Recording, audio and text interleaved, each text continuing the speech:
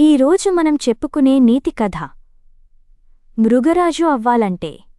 ఆ అడవికి రాజు సింహం కుందేలు మంత్రిగా ఉండేది.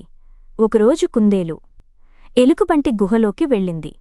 అది చూసిన నక్క గుహ బయట చాటుగా నిలబడి లోపల మాట్లాడుకుంటున్న మాటలు కొద్ది కొద్దిగా విన్నది.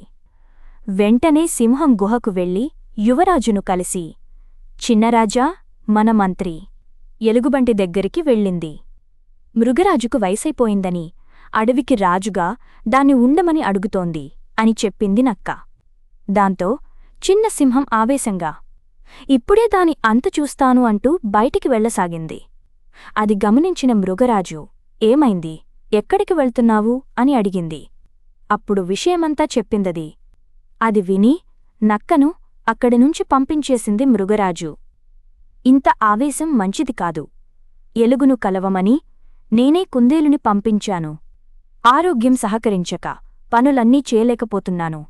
పాలనా బాధ్యతలు కొన్ని రోజులు ఎలుగుకి ఇవ్వాలనుకుంటున్నాను. నీకే ఆ పని అప్పగించాల్సింది. కాని నీ ఆలోచన విధానంలో ఇంకా మార్పు రావాలి. అప్పటివరకు ఎలుగే అడవికి రాజు. ఆ నక్కేమో ఎలా అవకాశం దొరుకుతుందా, కుందేలు స్థానంలోకి ఎప్పుడు వద్దామా అని ఎదురుచూస్తోంది. నీకు చెబితే తన పని అవుతుందని దొరికిన అవకాశాన్ని వాడుకుంది. మనం ఏదైనా పని చేస్తున్నప్పుడు ఎవరికి నచ్చిన సలహాలు వాళ్ళు ఇస్తుంటారు. కాని ఏది మంచిది, ఏది కాదు అనే విషయంలో మనమే నిర్ణయం తీసుకోవాలి.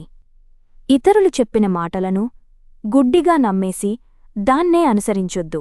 అర్థమైందా? రేపటినుంచి ఎలుగు దగ్గర పాలనా పాఠాలు నేర్చుకో అని చెప్పింది సింహం.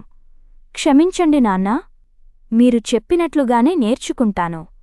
మంచి రాజు అనిపించుకుంటాను అంది యువరాజు.